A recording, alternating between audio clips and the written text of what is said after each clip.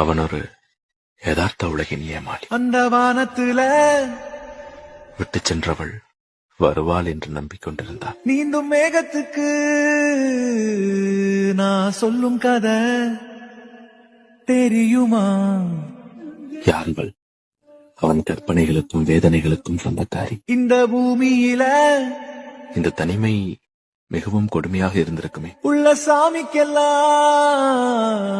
நான் கத்தி சொன்னாலும் என்று கேட்டாள். கேக்குமா?